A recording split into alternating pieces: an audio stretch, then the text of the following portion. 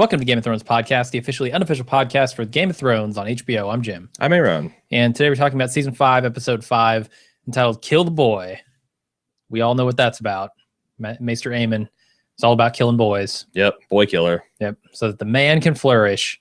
What do you think of this episode, Aaron? It just depends on how the rest of the season goes. If this is the one season where it's like, okay, we are trying to just get the best parts of these books that are kind of like a slower. I mean, from a book reader perspective, the last two books we got, Feast for Crows and Dance with Dragons, is arguably 2,000 pages of set piece moving for the climax of the series, right? And it can be tedious. So I can see that these guys who have had so many great moments to work with, the death of Ned, the Battle of Blackwater, the Red Wedding, the Purple Wedding, the Viper in the Mountain, all this stuff, they get to these, it's like, oh, Christ. What are we going to do? Sansa's looking at a tower for 10 minutes. So if this is like the one episode that's kind of like super rushed and fast forward, it doesn't really make sense, and maybe the characters' motivations weren't as carefully laid out as they could be, and it's just a rough, they don't quite have the clutch shifted and the gears are grinded, and then we can just move on with a thrilling back half. I'm not going to be too upset. If this is a symptom of what one of the feedbackers mentioned, like the bullet point syndrome, like they're now getting away from the 1,000-page books, and now they're working on like a 3-page bullet point thing that George has given him. He whipped up a PowerPoint and was like, okay, guys, this is where I think it's going. Yeah. Slide 1, dragon. Right. Slide 2, castle attack. Slide 3, question. No, I guess time will tell. But there was some clunky shit going on, especially with Daenerys. And on second and subsequent viewings, I started seeing a little bit of what I think they were trying to do stylistically and thematically. Comparing and contrasting Jon Snow's advice to trust your gut with Dany's advice to trust your gut, and questioning which one is which one's truthier, which one's guttier. It's making the right decision. Which one's making the right decisions. Some of that works better. So you can actually see, it's like, well, Dany's making terrible decisions because she, when the chips are down, decided not to trust her gut.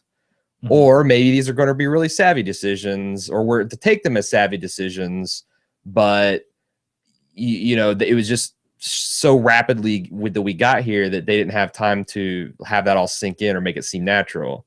Sure. I don't know. If you listen to our instant cast, we both kind of shit all over that that scene with Dany and her decision to marry Hisdar and all this stuff. Sure. So I've watched it again and I've thought about it, and I think it makes a little more sense than we were giving it credit for after having just seen the episode. That might be true, but I still have very strong objections to this course of strategy for a lot of different reasons. Yeah, I don't think it may not work out how she wants it to, but I think she has a strategy going in. And we'll talk about that when we get there. Who made this episode? This is directed by Jeremy Podeswa, who was the director of television shows such as 6 Feet Under, Nip Tuck over on FX, The Tudors, Queer as Folk, and the HBO World War II miniseries The Pacific. He's actually directing 505 and 506, next week's episode as well. They're working as a unit. And so is Brian Cogman, who's one of the more popular writers of Game of Thrones, it seems to be. He directed last season's Oathkeeper and The Laws of Gods and Men, which had that just terrific courtroom sequence with Tyrion. Just lots of good stuff with Tyrion in it. And he is joining Jeremy over the next two, this episode next, to tag team on the writing. So it's going to be next week's segment will be the exact same. It's Jeremy and Brian holding it down. Cool. Let's get into the recap. Before we do, I got a lot of people sending me this in feedback, and I actually read it because I'm a legitimate fan of Balance Up Amal's work. He did an interview because we talked last week about what's the rhyme and reason for the different way they do the map and why the map moves are and why they don't change. And once we finally got to Dorne, we got Dorne with no Dorne this week. It's weird. So he sent out an email to the production crew that's responsible for that, and it's essentially a time and expense, because every time they have to re-render that or resequence it, it costs. Now you're getting the same face that I was making. I know how this shit works. Yes. You can make that modular. Yes. And literally spend 2 hours to render out I would think so. A resequenced version of that? I did not. No, so I did not find the argument persuasive that this is essentially, well, it's all pre-rendered, and now it might very well take a week of render farm to make that change. But in this show's budget, that's got to be like a drop in a bucket, you know, to a serious. So I wonder about the flyover stuff. Like, if I guess they would have to have pre-rendered stuff for like, we're going to go from Dorne to Marine. Well, the other difficulty... Oh, Dorne's not in this one. We got to go from King's Landing to Marine. Oh, no. The other difficulty is they have to fit it within the same musical cues. That's true. Now, that is But there's a lot of looping you can do there. Being a very technical person, I understand how some of these things could be done in ways that would make that work. It's also possible that they're just doing this really inefficiently. That maybe they are... I want to doubt that. Like hand animating, like instead of just rendering the world and just dragging the camera around, maybe they're actually hand animating, you know, frame by frame, keyframe, manipulating. These people are professionals. I can't imagine that they haven't thought of something that we're thinking of right now. Sure. No. So there must be some other factor in it that we just don't see. It could be like, let's say it'd be 1% of their budget, which I think would be overstating it. But that's 1% that maybe they could hire a couple dozen more extras at King's Landing to make, you know, the High Septon's Shame Walk go down a little easier. So who knows? Sure, and if you're talking about balancing budgets on that kind of scale, I'm not going to critic. But some of the reasons they gave, I was like, don't know about that. Okay. Well, I understand, like, new locations are probably a bitch. Yeah. You got to have a designer, you got to have an animator, and it's a particular style. So you can't just like throw, you know, Billy, who's animated the horse on Toy Story down on that. Maybe, I don't know. But but just changing them so that it doesn't seem like they're as confusing. And because at this point, the way they've got now, which is the grand clockwise tour around Westeros and Essos, I think it's actually more confusing. Because what's crucial is you lose the northwest orientation when they do that flip over into the Gulf of Grief, and it's fucked from there on. We watched this episode together yesterday, and at the end of it, I was like, "Where is Drogon going?" It was like he's flying over Valeria. Where is that in relation to like Marine? Where is that in relation to King's Landing? All this stuff. And you showed me the map, and I had no freaking clue where stuff was. I thought Pentos was where Bravos is. Or I thought like just everything was completely swapped around in my mind, given their weird camera stuff in the intro. Yeah, and so there are a lot of map resources. Obviously, I got sent a lot from the last time we talked about this, so it's not hard, and it's pretty spoiler free. If you Google map of Planetos or map of Westeros and Essos, you can find. You know, some pretty nice antique looking maps that'll just give you the locations of everything. So there you go. All right, let's get into the recap. Please. We start off with Missandei watching Grey Worm as he recovers, and we see Dany looking at the corpse of Barristan. Kind of two parallel scenes here. One is dead and one is potentially dying. We don't know. Mostly dead? He's laying there on the bed. Hizdar comes in, and Dany decides, you know what? This didn't work. I'm going to round up all the great leaders and kill them like I should have done before, including Hizdar. Sure. Anything you want to say about this? Are you sad that Barristan's dead? Of course. Okay. You know, it was kind of the ending spoiled for me because I thought, like a lot of people said, and you know, there's a lot of people got some dry pie this week because they made predictions about Barristan being alive based on the fact that the Harpy got him for the kill shot. The slit the throat, you're dead. You're Catelyn Stark, you're dead. And he was saved. And he was saved by Grey Worm. Now, you and I are like, but he's still a super old man, and these are deep puncture wounds, and this is, you know, there's no penicillin. Sure. There's no Valerian Cillin or anything like that. There's black magic, but I don't know anybody in Marine who does that. That's right. And you have to pay life for life, so someone have to die anyway. But so but still, there was a little glimmer of like, well, maybe he'll just be grievously injured and he'll just be a bedridden advisor role, and who knows. But then I read an interview with the actor, and he's like, nope, I'm dead. Kind of bummed about it too.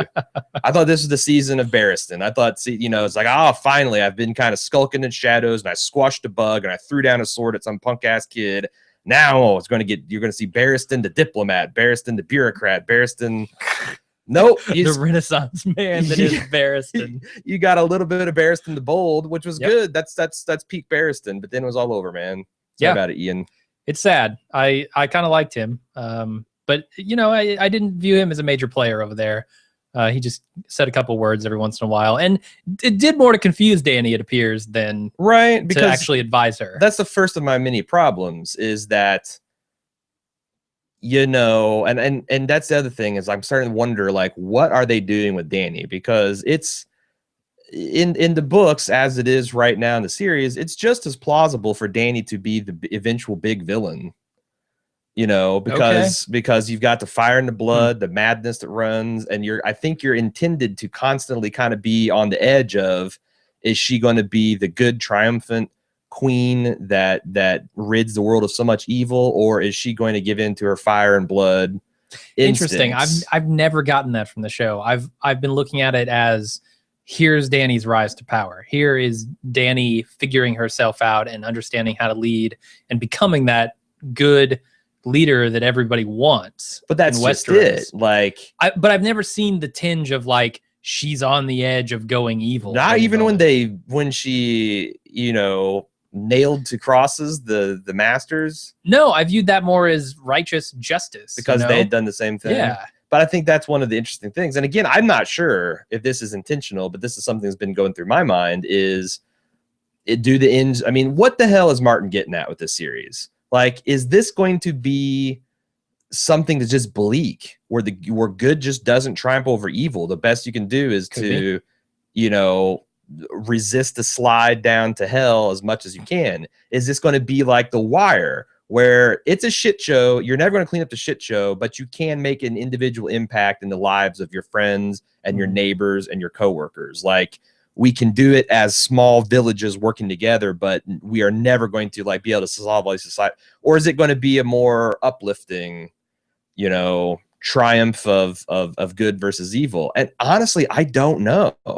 I don't know which we're in for, and I could buy either of them. And I thought this Danny, building Danny up to be the savior and have her end up being a tyrant, or John, you know, be corrupted by the influences and the moral compromises he has to make bit by bit. I think that's one of the interesting things, especially with Martin being kind of dark. Like, you know, a happy, you know, supposedly the last book's supposed to be called A Dream of Spring, which sounds optimistic. But if it's just a dream, if you view it as a very starkly, pardon the pun, cold, real, like, you know, cynical way, A Dream of Spring is not an optimistic title. It doesn't have to be, no. So, but that's, again, and I feel like that's a lot of this is intentional. Like, you don't pick that name out of nowhere, because it can be read as like, oh, it's The Dream of Spring, or it's like, yeah, The Dream of Spring. Sure. All right, let's move on. Danny takes the leaders into her dragon chamber, and one of them is burned and eaten, and then she takes the others back for later consumption, back to the dungeons. Which I'm going to resume my monologue, because this reminded me, the whole reason I started that, before I realized we didn't have any common ground with this, you know, is Danny the devil or the angel, is that I think it's interesting that this character, this heroic character, her mentor who preached justice and mercy, dies, and the first thing she does is round up all her enemies and feed one to her dragon. There is exhibit B of Danny, like, is she going to be a Dario type person, or is she going to be a Barristan type person? Well, it could be as simple as she needs these people around her, advising her. And maybe this is some bad advice she gets from Sandy, to just trust your gut later on. I was going to get to there too. It's like, should we be like, yes, trust your gut, you're a good person, or no, you need Barristan back, or she needs Tyrion. Yeah, it's rough, right? I mean, she's got the Sons of the Harpy out there working against her because of the stand, what I view as a just stand against slavery that she's taken.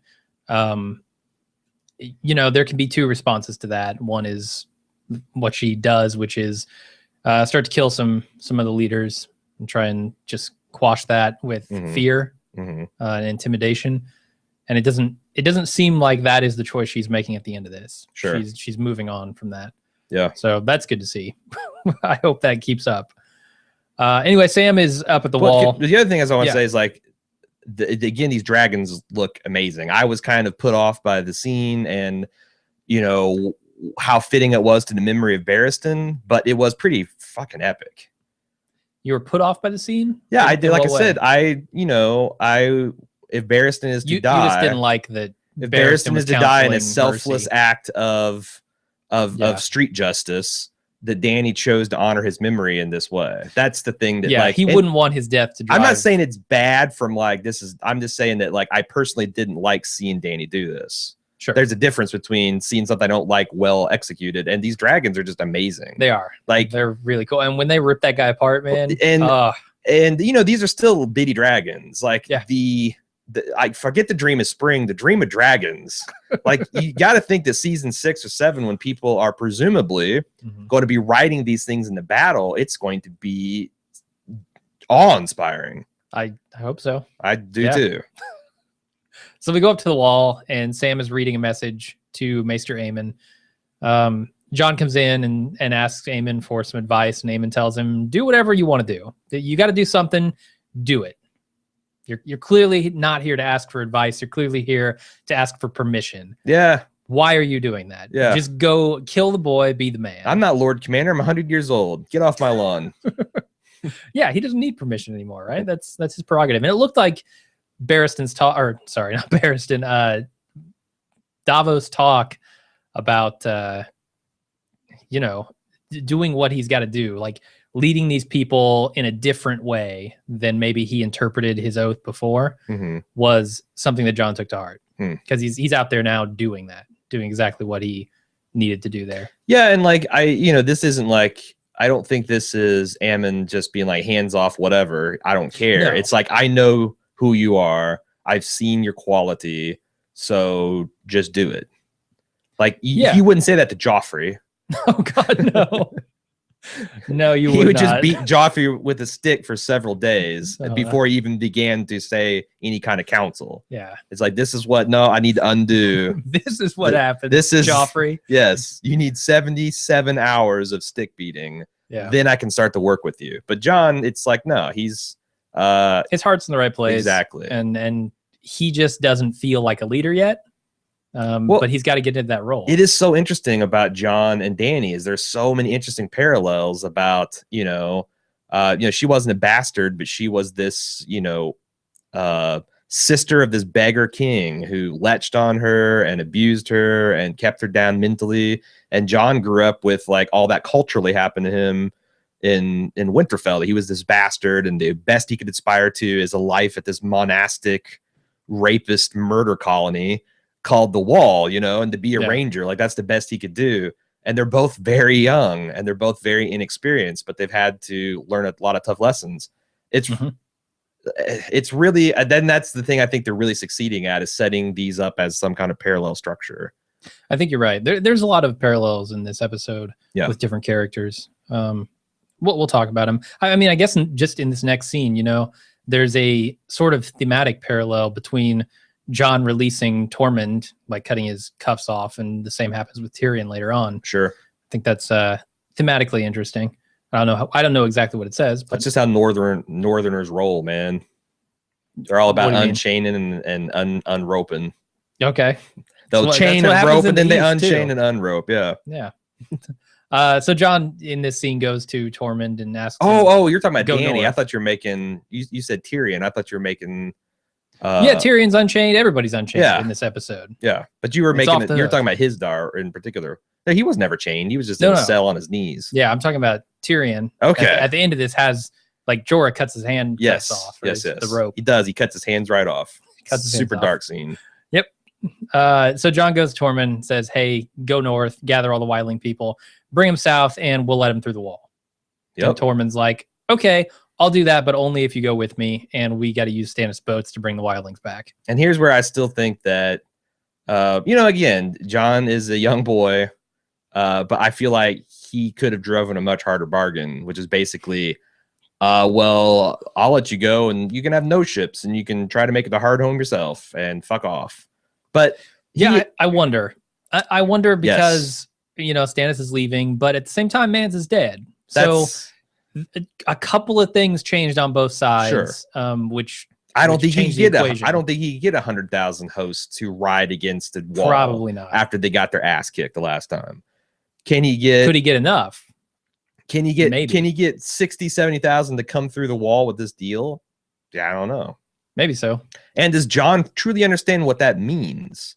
it's not just the Tormans and it's the Thinns. Egrets, which are already blood. I mean, they had no problem mowing down poor Ollie's family, but it's also the Thinns, and it's the Giants, and it's their woolly mammoths. Like, it's a lot of alien influences coming through that you're, yeah, it's really interesting. It's really interesting. And especially when you look at modern day examples of, you know, two peoples that have just been locked in conflict for a long enough time.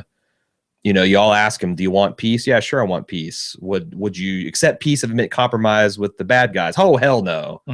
I'll fight them. My children will fight them. It's like, you know, there is a lot of this stuff. Yeah. That is real. like feud sort of thing. Yeah. Are there any checks and balances in Westeros as far as like King's Landings and the Night's Watch? Like, do they know what Jon wants to do, what Jon is doing at this moment? And do they care? And if they care, can they even do anything about it? Well, like, what kind of leadership do they have over what the Night's Watch does? Nothing. I mean, they're just like an entirely separate entity. There is checks and balances in the sense that the Night's Watch is not loyal to anyone, or they're loyal to the realm as a whole, not in one individual kingdom. But they also do they have to obey like the orders of the king or anything? I don't know. Like, can't, you know, here's the power that I know the kings have over it: how much money you get, how much food you get, and how much men you get. And the North has always been more important to the Night's Watch than anybody else, because that's where they're closest to, and that's where the primary food and all that stuff comes. But there's also, they talk about in the books that, like, in theory, Lord Commander's kind of a law unto himself. In reality, you know, there's a reason that the castles along the wall have no walls between themselves and Westeros, because it makes them very easy to get their ass kicked in by any kind of resistance organized south. That's the entirety of Westeros. So yeah, they don't have a lot of men up there either. That's a pretty big, I mean, it's built to defend one direction and be completely defenseless from the other side. So those are kind of how the so regardless of what rules they have, they could easily sweep. To directly answer your question, I don't know if King's Landing knows what's going on up here, and what would Cersei think if the bastard of Eddard Stark is, you know, aiding and abetting Stannis, the pretender to the throne? Probably not good. But then again, the wall is a hell of a long way from King's Landing. Yeah, what can she do at this point? And it's not like she's got like easy peasy stuff down there. So yeah. All right, let's move on. Jon announces his plans to the rest of the brothers, and they are definitely not sold on this idea. They don't want to make peace with the people who have killed so many of them, is what it basically boils down to, the feud kind of thing you were talking about earlier. I mean, Sam's trying to kind of be the loyalist, but even he's having a hard time, especially when Ed gets up and says they killed all the Black brothers that had, you know, any kind of screen credits last season. We can't forgive that. You as the audience can't forgive those people dying either. So yeah, it's good. Yeah, but I like Jon's idea here. I mean, you can't, if you want to continue that feud, that's all you'll ever have. You know, somebody has to be the bigger person and stand up and say, all right, that's enough of this. Yeah, we're gonna make peace. We're gonna extend our hand in a peaceful gesture. Yeah, and that's like Independence Day too. Like, we don't like a lot of countries, and a lot of countries in the world don't like us. But if, you know, you got a Will Smith, Jeff Goldblum situation, you kind of team them up. You kind of get together and you do what's best. And once you kick their ass, you can go back to fighting. But I don't know. And that's the other thing is, I like the fact that there's at least one person at the wall, Jon, who's questioning this whole premise. Like, why are we at war with these men? We're trying to guard the realms of men. These guys had the misfortune of 8,000 years ago being born on the wrong side of the wall when it was built. This is in East Germany, West Germany. What the fuck is going on? I don't know. Did you like even get that? Because I felt like there's not a lot of time for these arguments to breathe. Like Jon saying it's not only is it just feud, but also if we let them die, we're going to have to fight them as implacable as ice zombies. Yeah, that makes total sense. Why are we fighting anyway? Like, maybe the Finns wouldn't be bloodthirsty cannibals if they weren't living on a glacier. Yeah, if they had a bunch of sheep or cattle to eat. Yeah, a bunch of grain. They're boiling bark and running from dire wolves, and you know that's making them a hard people. Yeah, no, I totally buy that argument. I think that makes sense. What'd you think of Stannis being not only Lord of the First Men and the Andals and also King of Grammar? What is it with the grammar correction this week on TV? Like the two shows that I've watched yesterday or Sunday night both had grammar correction. I don't know. I don't know what Don's deal is. Apparently, this is a callback. Like he did this before. Yeah, when like in season 2 or Davos something. was talking about his fingers getting. He's like, I've got 4 less fingernails to trim. Fewer. So I like that it shows how it makes the rest of Stannis make sense. He is just a completely regimented person. Okay. In the books, it's like a constant description of him grinding his teeth. Like every reaction he has is Stannis grinds his teeth. Like it's probably, if you search grinds his teeth, there's probably like 150 hits in these 2 books alone. Wow. That's just one of his characters. And they can't, how do you show this guy grinding his teeth? You can show him being a stickler for grammar and being completely uncompromised in his sense of justice. And I think they need those moments. I think Stannis is winning this season as far as what people think of him as a character. Yeah, I'm coming around. I mean, that's high praise. He's become more of a character to me than just, being led around at this point. I like what he's about to go do. I think that's going to be epic when he finally gets to, Winterfell or wherever he needs to go here. The other thing I have a problem with this scene is that I feel like the ace card is, why would a guy like Dolores said, I understand you're mad at these guys, but you also as John points out, the Fist of the First Men, and you saw this army of the undead. So, if this was a George Romero, we've kind of seen, there was a George Romero movie, The Survival of the Dead, where they're 2 rivaling clans on an island and they're still consumed with zombies roving about and all that stuff. So I guess there's precedent for it, but to me, it's like 100,000 zombies versus making peace with my foe. When I've seen the zombies are real, right. It's Independence Day. Yeah, you're exactly right on that. And again, I feel like that they could have done a better job of making this a guys that weren't there at the Fist of the First Men versus the guys that are still left that are, instead of making even the guys that are like John loyalists turn against them. Yeah, and I don't know why, but that was another problem. Oh well. John goes back to his office, and Ollie comes in and tells John that he doesn't like his plan either for basically the same reasons. They killed my family and all that. And John tries to convince him that they need the wildlings, but Ollie doesn't seem to care. Then he kills the boy.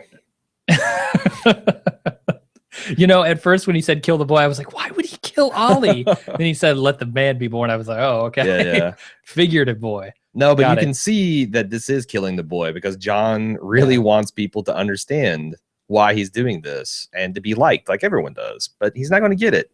Yeah, there's no combinations of words he can use to overcome this, apparently. To no one, but it's a really hard sell to a child who's had his family murdered. I don't know that anything you say there is going to convince him, oh, you're right, the greater good here. Sure.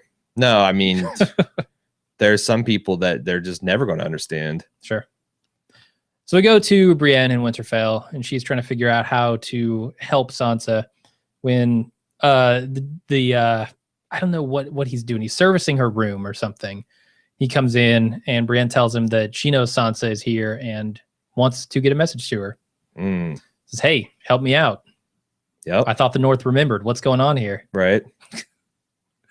And I suppose she does. Later on, we see the message coming in. Isn't it kind of interesting that Brienne is pretty trusting? Like she's too trusting. Literally the first northerner she sees that comes in to essentially restock her room with toilet paper and towels. She's like, how about this North remember stuff? You're not a Bolton, are you? You got no Bolton sympathies. You haven't been paid in Bolton gold. You're not terrified of Ramsay and his repercussions. I can trust you implicitly. Damn. Yeah. This is a guy from season 1, isn't it? I feel like I recognize him. Oh wow. Well then, but I don't know who he was. He may have just been some kind of peasant dude. I don't know. If he was, then that would be pretty impressive. And that it makes more sense for us. It doesn't help Brienne out because Brienne doesn't know this person from Adam. Absolutely. So, yeah. Or from the First Men. So is she still being stupid? All right. And I don't know. It's like, is this going to blow? Is this continual acting valorously in the face of logic and reason, like going and swearing allegiance to Sansa right in front of Littlefinger? And is this eventually going to bite her in the ass? Again, totally what is Martin playing at? Yeah. Is things ultimately good or ultimately shitty? I don't know, but it doesn't seem wise. It feels like I'm watching her gamble with her life every single episode. Yeah. So we go to Ramsey and Miranda. They're in Ramsey's bedroom, and she's jealous that Ramsey's going to marry Sansa, and Ramsey's not happy with jealousy. He doesn't like it. No, he's got jealousy bores me. He's got to further a dynasty, man. What is with people saying dynasty? I don't know. Is that a British It's thing? exciting, and he hates boring things. If you just pronounce things correctly all the time, that's how I live my life. Just throw some mispronunciations in there. Keep things spicy. That's why you do English is malleable. I'm helping it evolve. Sure. But jealousy is one of those things that bores him. And he says not to bore me, and she bites him and says never, which really gets him going. Yeah. They get it on by the window there. So Mark E wrote in, and he wanted to know what our opinion of this scene. If you think of, is Miranda a colleague of kind of a collegiate relationship with him in this abuse relationship, or is she an abused person? Like, is she the female version of Theon that he's warped and twisted into his image? Because it does seem like, I could read it anyway. This could be the very first time that she's ever had Ramsey turn on her. And now she's like, oh, I wasn't special. I was just this other thing. Or I could see it as, you know, he has deliberately threatened and manipulated her into doing this thing because it's better than being hunted down and raped and eaten by wolves in the woods. So what do you think is going on here? I think Sansa is a wild card here. Okay. Like, it's something she didn't expect, and her jealousy is something she didn't expect. She probably could have foreseen it had she thought about it. Like, eventually I'm probably going to bore him, but it seems to me like she was way on board with the stuff that they did to Theon and hunting down that girl last season. I think that this might be the first time she's realizing, whoops, I might have gotten myself in too deep here. So what's the repercussions? She's got to keep up the ruse as long as she can. Keep up the ruse. Not what I meant. No pun intended. But I think that's the game plan, right? I mean, the game plan has to be either keep up the ruse until, you know, Ramsey is killed or something, or get out of there, run away. And she doesn't seem to be running. She seems to be more defiant than you don't ever. think she's a fighter? Like, is she going to factor in? Is she? What is going to be her downfall? What's going to be her dry pie, or what's going to be Ramsey's dry pie? I wonder if, you know, they've obviously got Brienne outside the walls. They got this woman unsatisfied. They got the old woman talking about North remembers and her lighting candles and all this stuff. Like, you got to start looking at these as like, what is the moving pieces that is going to make this it's going to eventually free Sansa, or will she be freed? I'm starting to think it's Theon, Reek. I can't imagine that if Sansa, you know, with the little finger training that she's got now, if she starts to dig her hooks into Theon, that he won't come around. Okay. And then again, it's like, what is Martin playing at? Is this going to, you know, is he building our hopes? Is he showing all this stuff like set in motion, and then it's all going to be foiled like the Keystone Cops plot it is? Like, this is going to be the time Brienne rides in, will be leaping before she looks, and she's going to be, you know. That's the thing. It always could be. Yeah. But how do you ever predict it, right? Like, go back to the Red Wedding. How do you see that coming? Sure. I mean, yeah, maybe, okay, Walter Frey was upset, you get that, but how do you see that actual event coming about? And it's that's the thing. Like, the Red Wedding is like, you know, sure, there's some threats to Rob and all that stuff, but the way it went down is like, you know, you're conditioned that there's going to, the hero's going to be able to get away. And instead they bravehearted you, you know? So that, and it's tough because they do give us just a little bit, enough triumph that it makes the, you know, it's kind of like horror movies with jump scares. They pay off just enough that you're still kind of on edge. And which one is this going to be? And I don't know, because the books aren't that far yet. Yep. Well, how does it feel? Yeah. Anyway, a servant comes to Sansa and says, hey, go up to this tower, the highest tower in Winterfell, and light a candle in the window if you're ever in trouble. And Sansa goes to the tower, looks at the window, and says, that's fucking high, and this tower is broken, and no one comes here. This is the most impractical distress signal of all time. But it can be seen from everywhere, right? Anyway, Miranda comes up and asks about her dress, and then tells her she has a surprise for her. She takes her over to the kennels where she finds Theon in the back, pretending to be a dog. Is he pretending? No, I don't think he is at this point. I know, right? He is actually a dog. He's certainly a pet. That's fucked up. It is fucked up. One thing I want to talk about the staging of this shot. Did you notice that like there's this kind of bird's eye, like the whole establishing shot is just like very on top of the wall, and it's kind of like a bird's eye angle, and there's croaking of crows kind of in the background. I didn't hear the crows, but yeah, I remember the shot. I think it's interesting. You know, we haven't seen Bran in a long while. I think he's got a three-eyed raven up there. Well, I mean, because those angles are almost exclusively reserved for Bran dream sequences, and he would always look up and there'd be the crow, and here's that, and like, you know, his sister never had that warg relationship because her wolf was killed way early on. So she never had wolf dreams or anything, stuff that Bran's gone through or anything like that. So I just wonder if this is for sharp-eyed show watchers to kind of be like, possibly the three-eyed crow or Bran or somebody is keeping an eye on her. Sure. That could be interesting. It might be that old guy in the tree, I guess. Yeah, Saruman the Dingy. Saruman to hopefully be recasted and much more awesome when the next time we see him. Recasted or CGI'd. CGI, there we go. Anyway, Theon confesses to Ramsay that he allowed Sansa to see him, and Ramsay forgives him in a scene that had me very tense. Yeah, you did. He says, "Give me your hand." Oh no, broken fingers for sure. When he's like on your knees, I was kind of like, oh my God, I've been complaining about not enough sausage and it's going to get served hot. Oh, no. And it's going to be but that's the thing. Like, I feel sick in my stomach every single time I see these guys together. It's effective. Is he gonna pluck off a finger? Is he gonna flay something? Is he gonna pull out a fingernail? Is he gonna make him orally service him? Ramsay's terrifying, man. Yeah. And when he starts up at the dinner table, it's just as bad. Yeah, you know, I might be more like existentially scared of this guy than I was of Joffrey, because Joffrey wasn't as competent as this guy. He was a little bit of a buffoon. Yes.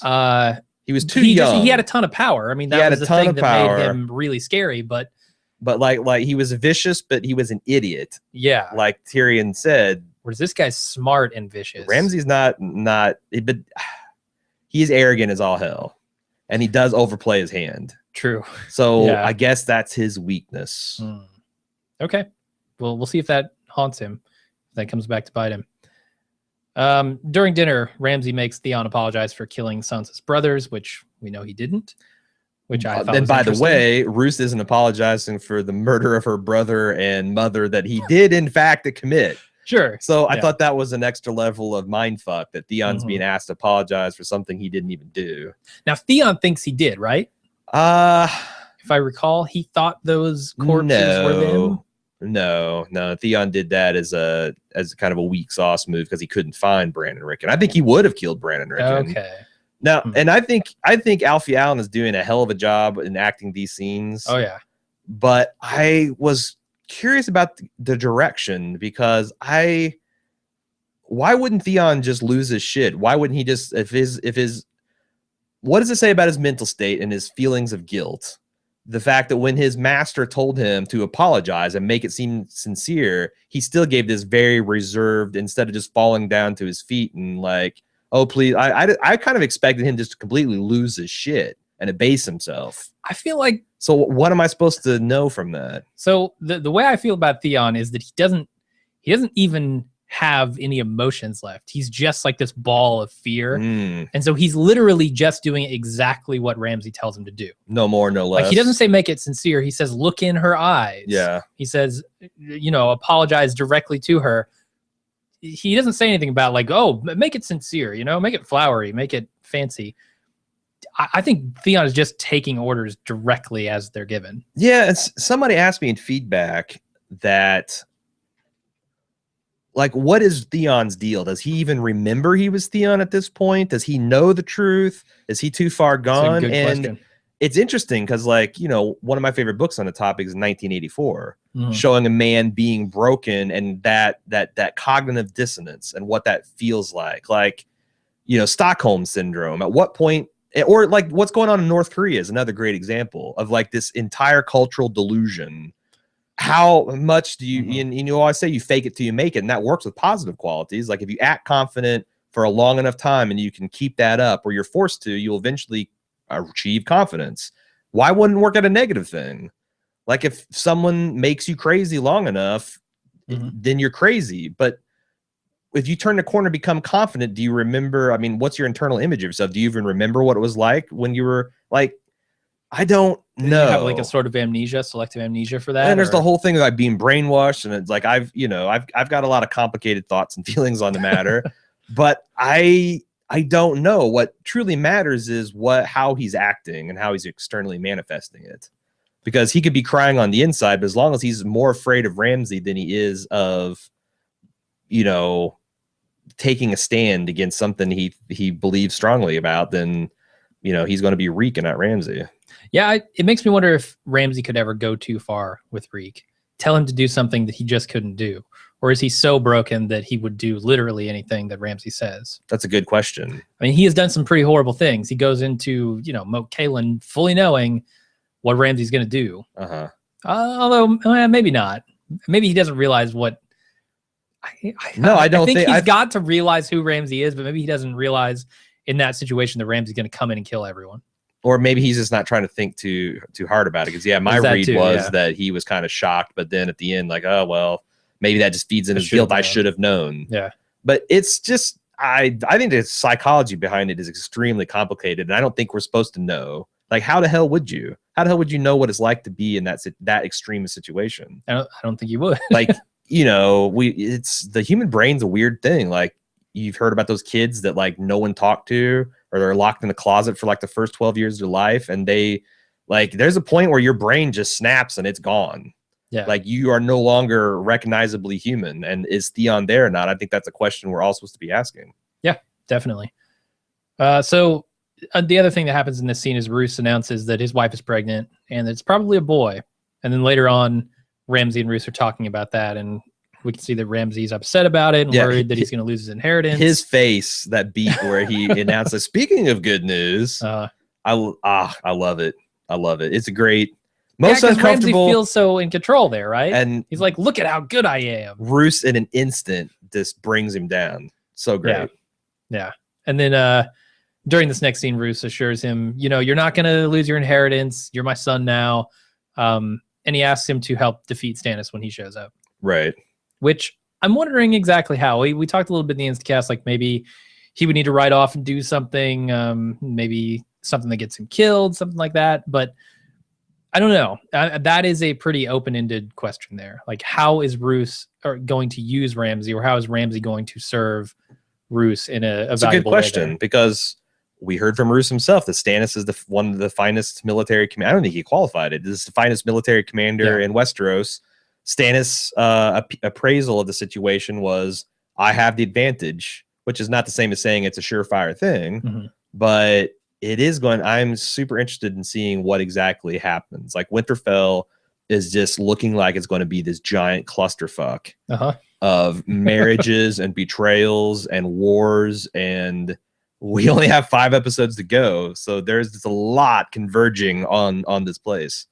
Yeah, I'm super curious what Littlefinger has up his sleeve. And then you're right, the Littlefinger. My God, I want to see what I want to know what Littlefinger is up to. The Littlefinger gun trigger hasn't pulled on that one either. Yeah. Gilly's asking Sam some questions about libraries and still kind of feeling bad that she doesn't know anything. She knows less than Jon Snow, which is nothing.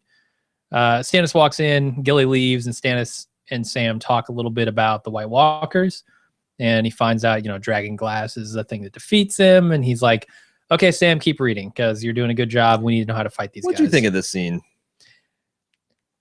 Why did Stannis come to the library? Specifically because he had heard that Sam was reading and had killed a White Walker? I think so, and he wanted to talk to him? Sure. He's actually taking them seriously because of Melisandre. Then I think he was testing Sam. He was seeing what Sam actually knew. If in fact Sam knew how he killed the White Walker or why or any of that stuff. And then when he finds out, okay, Sam does know a thing or two, he's like, keep reading. I'm going to use this information that you find. Because He's become the scholar of Westeros. I thought it was curiously the show dragging its feet as quickly and as weirdly. Really? Them quickly moving over broken ground. They've been doing this last week or two. Like literally, it's like, how did you kill the White Walker? With dragon glass? Huh? We got a lot of dragon glass on Dragonstone. Yeah, and the indigenous people use weapons with these tips. You know, huh? Well, you better keep reading to find out how we can defeat this menace, Sam. Get some fucking dragon glass. Yeah. What the fuck? Okay, I got you. Like that's the thing that ended the way it ended. Like, well, just keep reading. You'll crack the code pretty soon. You cracked it. It's like, do I need to get a PowerPoint? Like, here's dragon glass. Here's the White Walker. They melt. Yep. You've got a shitload of it apparently on Dragonstone. Maybe the whole fucking place is made out of it. You're right. So why does Stannis say keep reading? Because he's more concerned with the war that he's about to bring to the north? I really don't know how we're supposed to interpret that. Is he like, let's deal with the winter when it comes, but for now I've got to go take this. Maybe he's focused one thing on another, or maybe, yeah, I don't know. Okay. That was a funny note when it hit my ears. All right. What if you made a suit of armor out of dragon glass? Could the White Walkers even touch you? I don't know. We'd be playing like, what's that? The Skyrim at that point. Yeah, you would. All right, let's move on. It's gonna just come down to Fuss Road, isn't it? Yes. I'm gonna have to do dragon shouts. Gonna see Tyrion riding a dragon doing dragon shouts. You know what? It's not like even that's like a remote chance. That's could the happen. thing. Yeah. I can't wait for 3 years from now when he's doing magic dragon shouts. We can play this back. Awesome. You're the first. All right, Stannis comes to Davos, tells him we're leaving at sunrise and my family's coming with us to Davos surprise. Just a really short scene here. Yeah, it's nice. I mean, there's a significant look between Davos and Melisandre. Mm-hmm. Clearly, Davos would rather leave them here with the rapists and murderers. Yeah, I would rather that too. Sure. Melisandre is going to burn Shireen or Selyse or both. Mm-hmm. Really? Yep. Why not? Stannis is going to allow. I mean, that's the thing. There's some connection with Melisandre and this Stone Man thing. I get it. Well, Shireen is going on, I think. That's interesting too. So is this just a red herring? They're making us think that she's a threat? Because that's the thing. It could be. I think she's got something that Melisandre needs. There's a 0% chance unless Melisandre takes control of Stannis's mind. Yeah. With some kind of red magic that Stannis allows her to burn Shireen. There's I no agree. fucking way. Mm-hmm. I'm a little bit more on the fence about whether he would let her burn Selyse. Yeah. Because I don't know that he loves Selyse, and Selyse has been this weirdo bitch about the whole red woman situation, and she's a terrible mother. She's horrible. And that clearly grinds his teeth. I don't know what would happen if and Melisandre also kind of put her down like the dog she was a few episodes back. But it could be that you're right. She's going to do something wholly benevolent, and we just don't know. Could be. In the morning, Stannis leaves Castle Black with his troops in a pretty cool scene. Like, I really enjoyed seeing this road just full of troops headed out. It was cool. That's cool. Some of the most evocative moments of Game of Thrones are like, the Stark bannermen on the hill and playing over the hosts. I mean, that's the cool excitement and promise of the show, is like these epic things happening. I really don't like that Melisandre is just riding right next to the fucking king. Like she's the queen or something. She's Moses, man. She's got a daughter. He's got a wife that could both be riding next to him. He's got Davos. Like, she's the Ark of the Covenant, man. She's got to ride and forth in the battle. Fucking red magic. Speaking of red magic, somehow Grey Worm survives these multiple stab wounds, and he wakes up and professes his love for Missandei, and they kiss. In scene. We have a fairly thoughtful feedback that is going to refute, because I don't like this. I think it's dumb. Yeah, I don't see the point of it.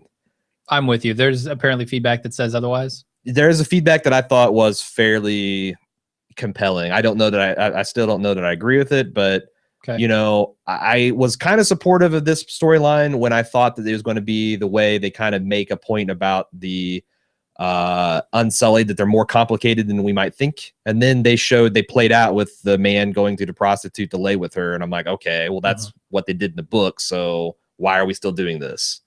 Like, again, I'm not saying that I don't buy that he can't have feelings for her and that she can have feelings for him, and it can be some non-conventional relationship. I just don't know why I care. Okay.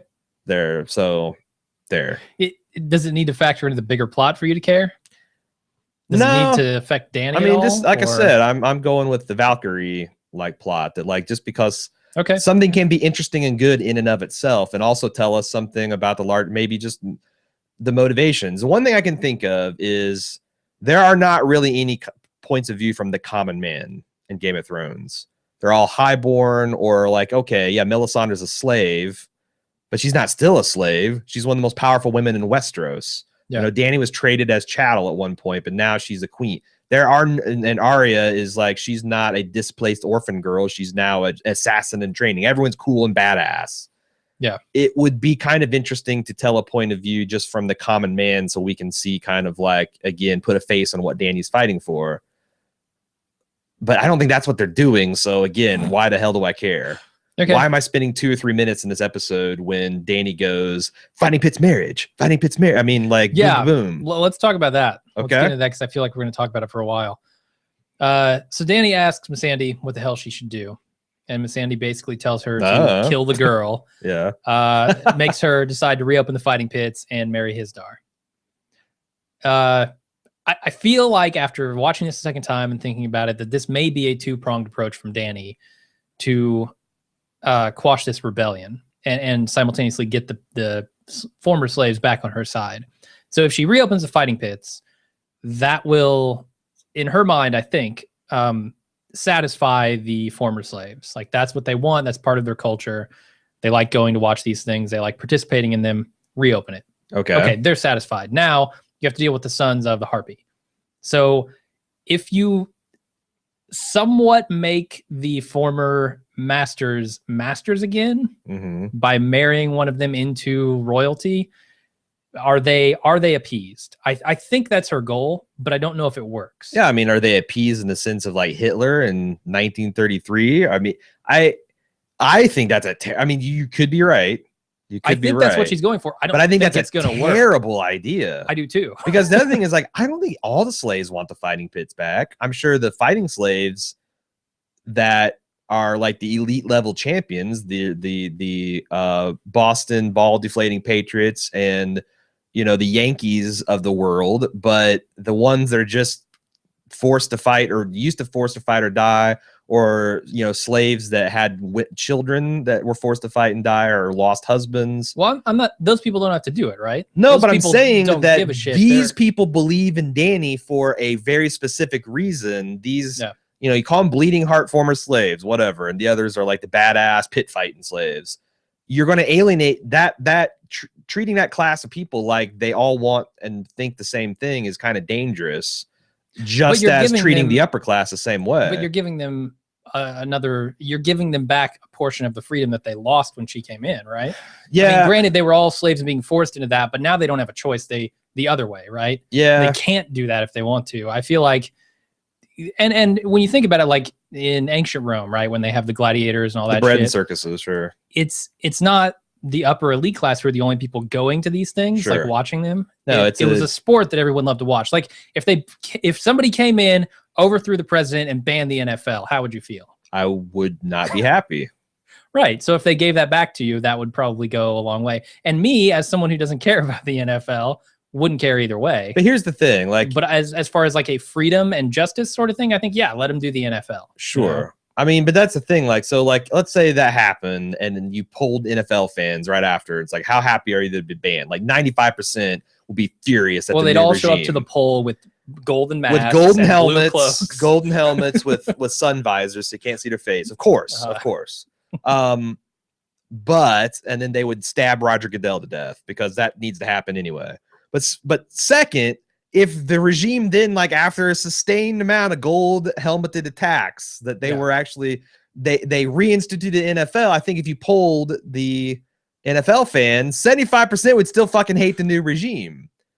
Like I agree. You're going from to okay, a quieter version of it. Yeah, now we can watch football again. Like I just don't think it's going to swing back the way she wants it to. But there is something where she holds the course. Maybe she can keep that base of compassionate slaves on her side. But now I think she's going to alienate everyone.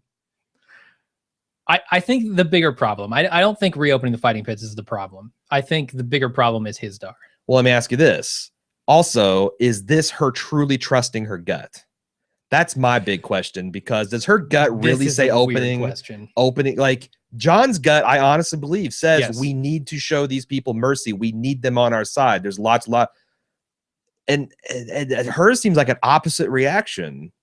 Hers seems like a very calculated, but amateur Machiavellian solution. And I think it's going to blow up in her face.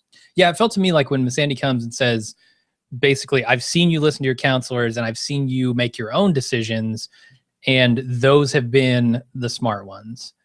I think Dany maybe overthinks it a little bit and goes into this situation thinking, you know what, you're right. I'm going to trust my gut, but here's my new solution. Yeah. Without asking anyone. The way she takes that advice is don't ask anyone. Right. Not that you need to trust your gut and go with your instincts so much as just don't ask anyone and do what you think you should do. No, I just don't believe, like you said, I don't believe that her gut's telling her that human blood sport is good. So I have another question. Okay. I don't know how this works. I don't know what rules there are for this, or if there even are any more rules for this in Meereen. But when she marries Hizdar, he becomes the king, right? Yeah. How does that work in this very hierarchical? I think it works the same way it does in England. The queen has a king consort, who I think is actually a prince, but he is not the ruler. It's her. It goes through the blood, not the marriage. Okay. All right. That works. So if they had a, but honestly, I started looking that up because there was a lot of questions out of Downton Abbey, and it looked like that, like marrying in, it's like, you know, it seems like it's ultimately a sexist patriarchal institution. Sure. It absolutely is. Yeah. But at the top levels, it like inverts, and like, you know, the blood is more important than the absence or presence of a penis. Okay. But yeah. Gotcha. Because again, we have a current ruling monarch that's, yeah. Whatsoever. He'll be like, I guess, her king consort, but it's the same as being the king. Okay. And now the question, an interesting question, is she has no children. Well, I mean, the 3 dragons, but you know, they're grounded right now. One's run away and the other 2 are grounded. Yeah. If she dies, who gets the crown? And is that going to be, now that she's married into these rich slave owners, what kind of machinations is she just opened herself into? This is my greater plot to kill her. I don't know, because I don't have Hizdar seems like a good dude. For the most part, yeah. He certainly But when we first met Ramsay, he seemed like a good dude too. True. He was trying to save Theon from imprisonment by the Boltons. So I don't know. He's a very handsome, smooth. He says a lot of the right things, but then again, he's also a proponent of human cockfighting. So yeah, I don't know. Man, it would be a shame if Dany dies because of this, and it just goes right back into the hands of the slave owners. Yeah, like Meereen just goes back to their default mode. I mean, I don't feel like that, because that just would, like, as a book reader, I would throw a book against the wall if something spanning 3 to 4 books is just a dead end. That's not essentially Valkyrie. Deus Ex Machina, right? That's not Valkyrie. That's the end of the Lord of the Rings. Sauron just comes and takes the ring from Frodo and ends up ruling the world anyway. Like, what the fuck did I just spend 9 hours for? I felt like that after The Hobbit, but we won't go there. You liar! You never saw The Hobbit. I saw the first one. Oh well, you've like seen them all. Then after the first one, I felt like a. Anyway, let's go to Tyrion and Jorah. They're still on the boat to Meereen. It has become a river to Meereen instead of a road. While Tyrion asks for wine, they sail into the ruins of Valyria. And inside, they see a dragon. They get attacked by stone men, during which Tyrion's dragged under the water. And when he wakes up, he finds himself and Jorah stranded on the beach.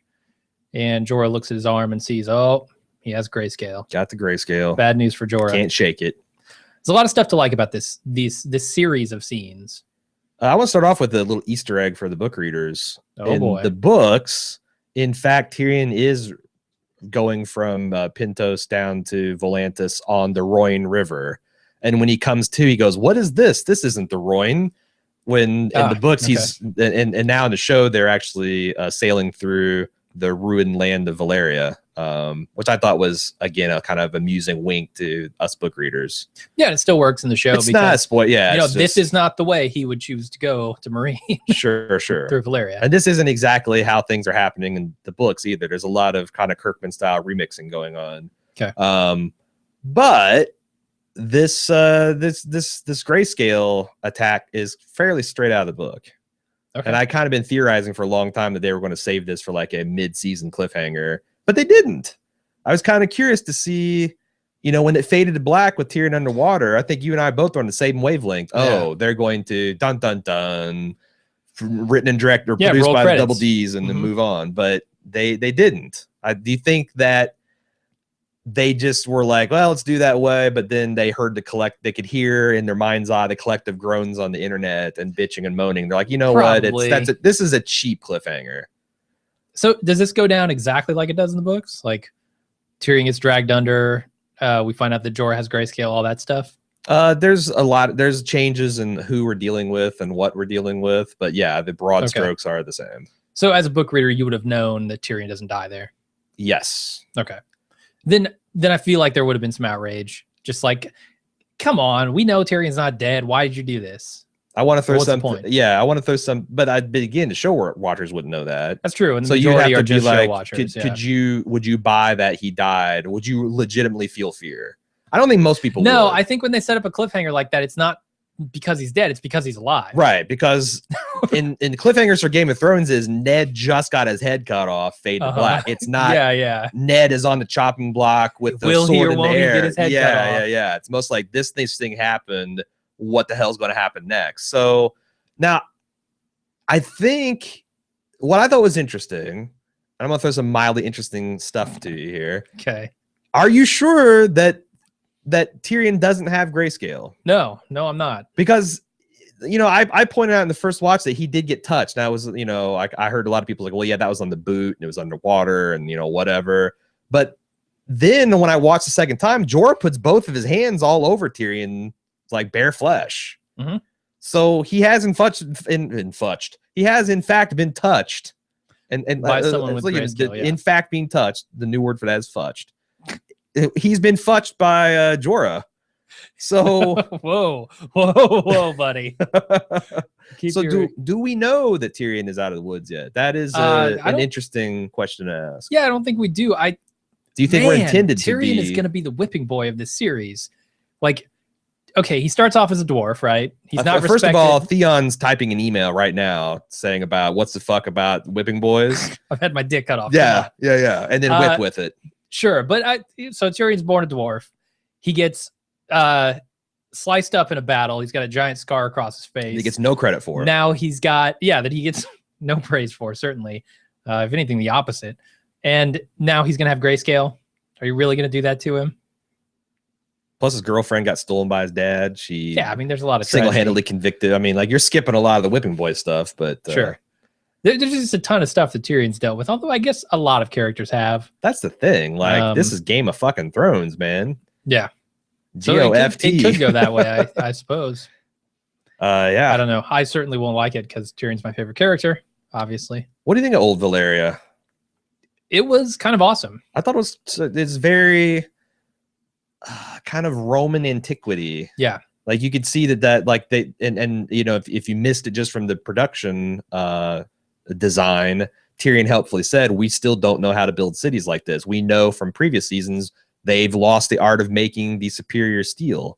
So I think that's kind of cool. I think it was kind of cool to see that, and I thought it was very well expressed, almost like an ancient alien technology that they were sailing through. But it still didn't look like glass towers and steel, or it didn't look like anything out of Star Wars. It was just slightly more advanced than the rest of the world. Given like all the stuff they said about Valeria and just like how much better they were and how amazing it was, I didn't think we'd ever see Valeria. I didn't realize that it was a place you could go to. It was the ruins of Valeria. So when we saw it, I was like, oh, cool. Sure. I was surprised by it. The other thing I was super surprised by is the Stone Men. I felt like they were more legend than actual thing. Sure. I don't know how they survive this grayscale disease for as long as they do and as severe as it is. But ultimately, I thought it was really cool when they started.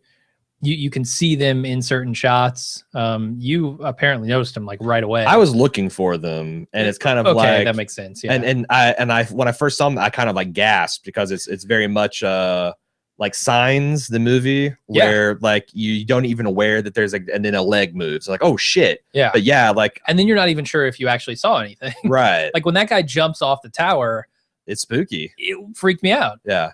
And also it explains like, you know, that Jorah and Tyrion were enraptured by the dragon. So of course, yes. Because my thing is like, there's no way they would be jumped and be taken aware of. But if you've got Drogon, who's looking badass flying over, then yeah, that'll distract you. Speaking of Drogon, where's he flying to? I know you probably can't answer this, but he's gone from Marine and he's flying over Valyria now. Well, that doesn't seem the path that a dragon would take if he's going to, say, King's Landing.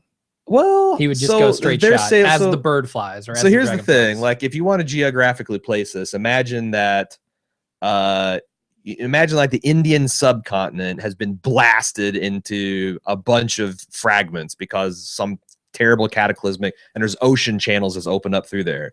So Tyrion and Jorah are starting on the west coast of this ruined continent, and they're sailing through it.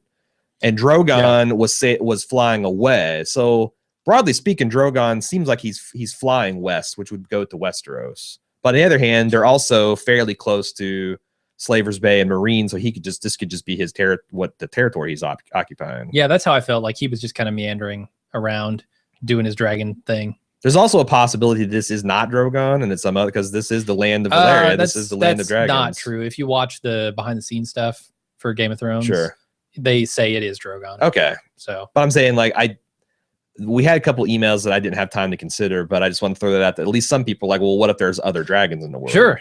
No, when I first saw it, that's why I was wondering, is this Drogon or not? Yeah. And it would make sense that if the dragons were anywhere, they were in Valyria, right? Yeah, it seemed like that the important thing is that there were no dragons, and then that blood magic thing in season 1 jump started it. That's, you know, there's a lot of magical convergence that happened around the Stark children and Daenerys and these red priests and et cetera. Okay. That's it. That's the end of the episode. Do you want to get into feedback now? Let's do it. Feedback. Matthew K says, how exactly do you think some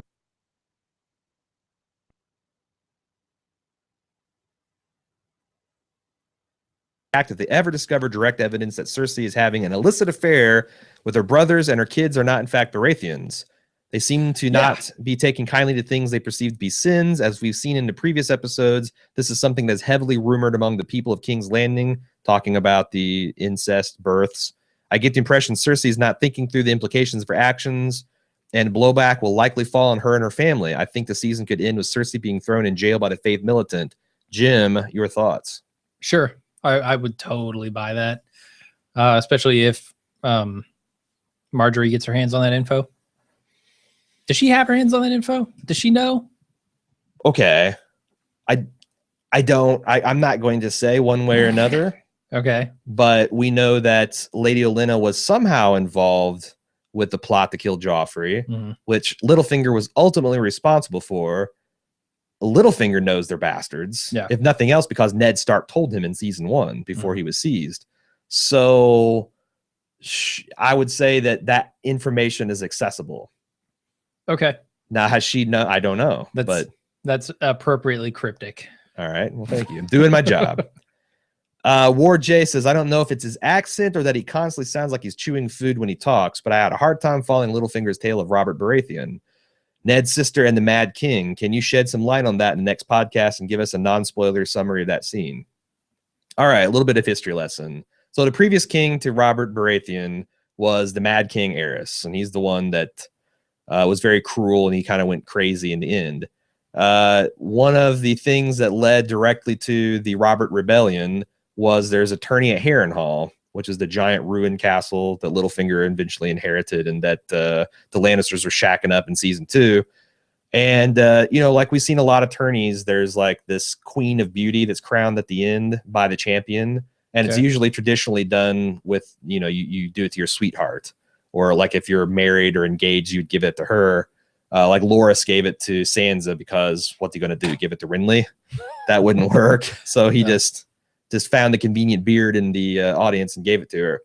So at this, you know, Prince Rhaegar Targaryen, which is the son of King Aerys, it came down to him and Barristan Selmy, and Rhaegar won the tournament, and he took the award for the Queen of Beauty, which is this wreath of roses, these blue winter roses, and he rode past his wife, Elia, which is Oberyn's sister, who he had 2 children with, and laid it in Lyanna Stark's lap, which is the sister of Ned, and who Robert was always in love with. He visited her grave in season 1, and then Sansa visited her last season. And when that happened, Rhaegar, then the story goes, kidnaps Lyanna sometime later and takes her off, and, you know, down into this place called the Tower of Joy, and the Starks go to demand justice from the king, and the king has the Stark family executed. His Ned's older brother and father, and then Ned and Robert, who were with Jon Arryn in the Eyrie, King Aerys sent for their heads too. Said, give me the Baratheon and Stark so I can put an end to all this. And Jon's like, fuck that, and called the banners, and there is then the rebellion.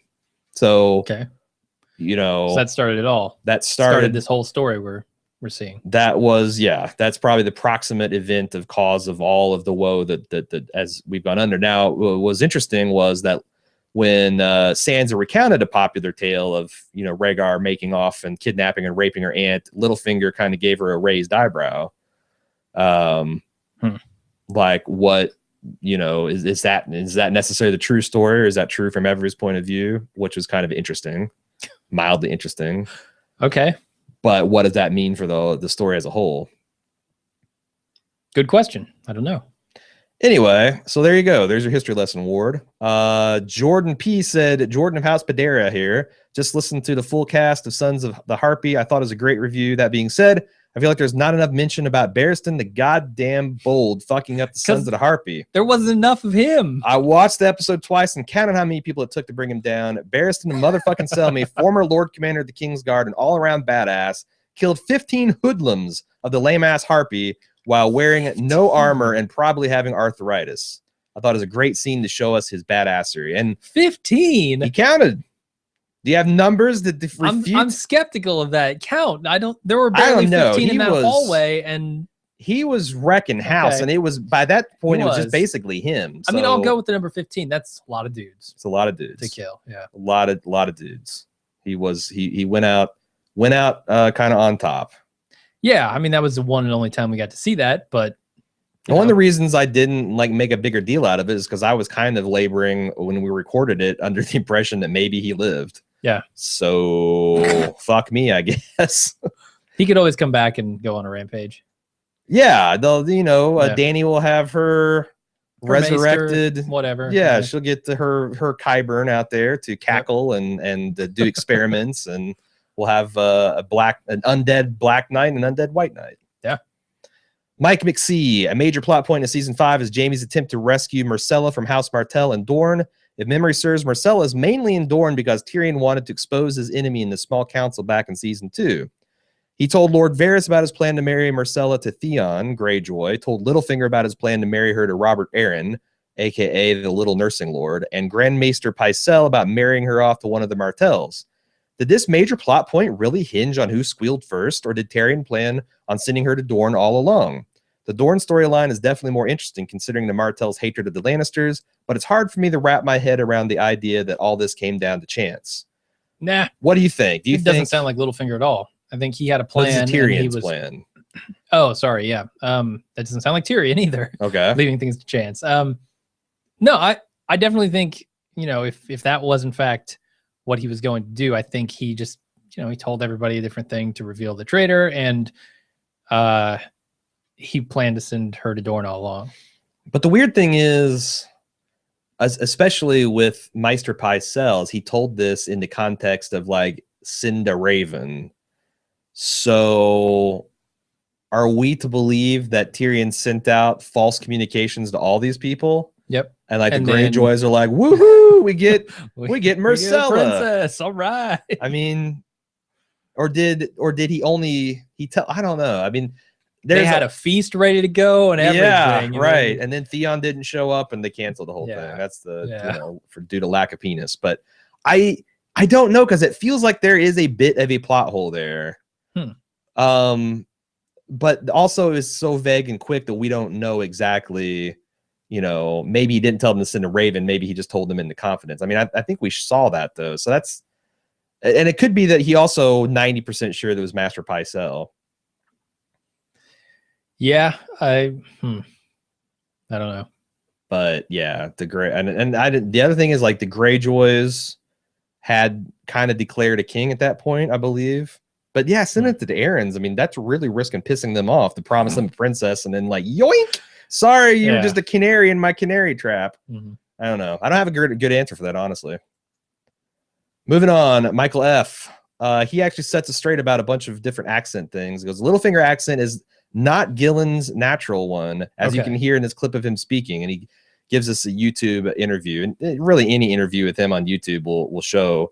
In this show, he speaks like a Dark Knight version of himself, playing up a devious character. And that's a really great example, because I do think Littlefinger's accent is recognizably him. It's just he's really tightening down those vocal cords to give it that kind of gravelly, schemy quality to it. Gotcha. He says his actual accent is middle-class Dublin one. It's a much softer accent than other Irish ones and more anglicized as a result of Dublin being the British base of power during their centuries of occupation. Tom H.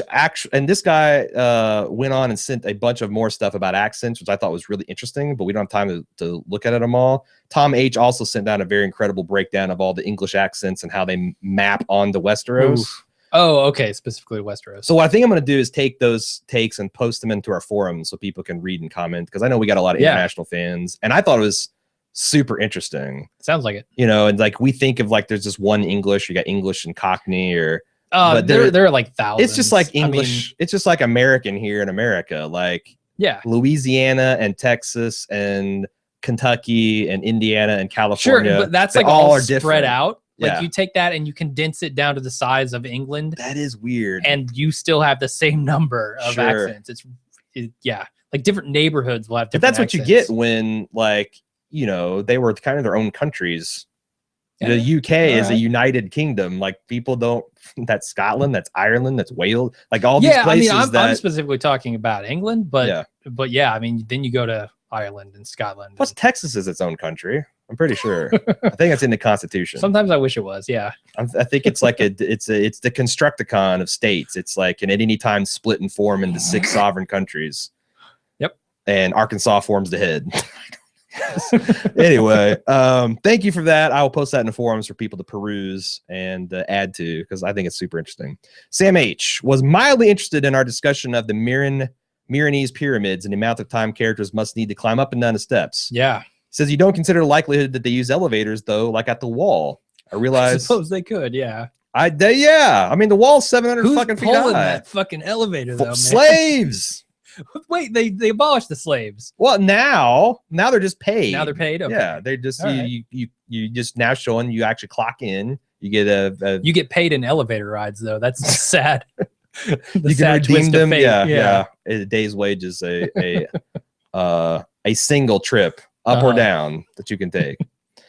Anyway, thanks for pointing that out. Yes, you're right. They do have that kind of tech, or you could use animals.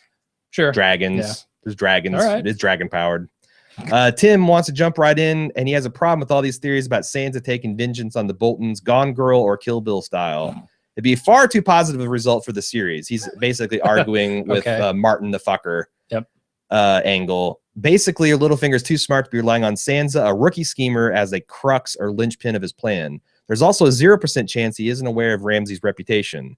Here's my theory on what Littlefinger's actual plan is. 1, marry Lysa Arryn, kill her and convince her niece, the last known living Stark, to join forces with you. You are now Lord of the Vale. Check. Done. Arranged marriage between Sansa Stark and Roose Bolton's now legitimized bastard Ramsay. Done. Arrive in Winterfell, Sansa showing everyone that you're her uncle and she's totally cool with you. Done. Have to coincidentally leave just before the wedding. Done. Bank on the well-known brutal nature of Ramsay Bolton to manifest itself with him brutalizing, raping, and or killing Sansa Stark on their wedding night. The Stark loyalists in the North who still remember will finally snap and go full-out rebellion on the Boltons. In progress. Return with a larger contingent of troops from the Vale just in time to help Stannis and all the loyal Northerners take back Winterfell and kill the Boltons. Also in progress. The people of Winterfell remember you and love you for taking vengeance in the name of Sansa and the Starks. Pledge fealty to Stannis Baratheon, and by popular demand, and technically by being the closest living relative to a Stark as an uncle through marriage, be named Warden of the North. Also in progress. Question mark. Prophet.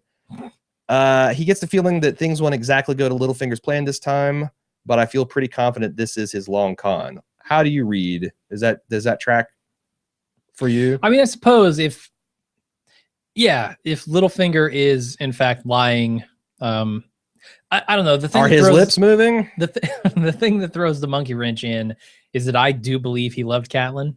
Mm-hmm. And for him to do that to Catelyn's daughter would be a little bit of a leap for me. To just use her as a dispensable piece of his puzzle. When a guy like Littlefinger says he loves something, I don't think it's love like in the sense that you feel for the people you care about. I think it's what do you think it is? It's a almost obsession and a possession type of thing. Okay. Because if if I really love, so you're saying he would do things to hurt the people he loves? Like maybe. Do you think full on mouth kissing the cat would be cool with that, Sansa? That broken English sentence I use, but I don't know. I mean, she's dead. So it doesn't matter. No pain anymore, cat. Go to the light. I agree that I think Sansa is a weird proxy for Catelyn, and I believe that he loved Catelyn. So, but I'm saying is I don't know that he would just sacrifice her to his grand plan to become Warden of the North. That was my point.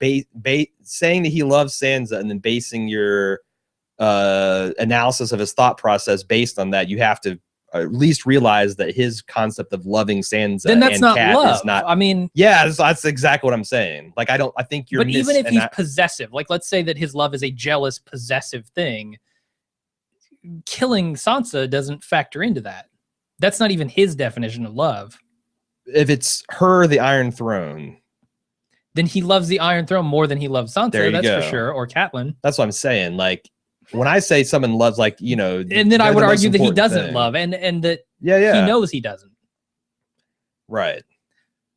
So he would be lying. I don't know. It's a good question. I think Littlefinger is so duplicitous. He loves her the way Tony Montana loved Michelle Pfeiffer and cocaine. Oh my God. Okay. What does that even mean, man? Like, it's like, yeah, okay, great. You're still crazy and power hungry. I don't know. So I also believe that Sansa is probably more valuable to him alive than dead. I kind of buy that. I mean, it's like once she's dead, you can't use her anymore. So if your plan doesn't work out, you're done. And I know Littlefinger likes to gamble, and he likes to put it on the line. So maybe that's a possibility. But I still feel like if I were Littlefinger, I'd be thinking she is way more valuable alive, getting people to rally behind her than me. I want to throw something out there as an original theory of mine. Sansa's got this interesting spike at the end of that like choker chain collar she's wearing. Okay. She's fiddling with it a lot. Like holding in her hand. Like, I think that whatever happens at Winterfell, that spike is going to be stuck someplace interesting into a Bolton oh boy, or a Greyjoy. And it's going to be significant. It's Chekhov's fashion spike. Necklaces are dangerous in this world. And she's already killed with a necklace before. I didn't even think of that angle, Jim Jones. Dangerous. Very dangerous. Yeah. I wish you were a book reader because we could like make theories all day long. It'd be awesome. Anyway, that's what Friday's show is all about. Let's move on to Laura McPhee. I fear for Stannis, his regal right out of the wall, his touching father-daughter scene last week, his overall perceptive and decision-making skills make him prime fodder for a kill-off before the end of the season.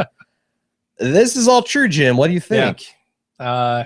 Sure. I'm a little scared that Roose knows he's coming and that Roose is preparing. Eventually, there's like as little as 2 and a maximum of 3, maybe 4 seasons left. At some point, the good guys have to start winning unless...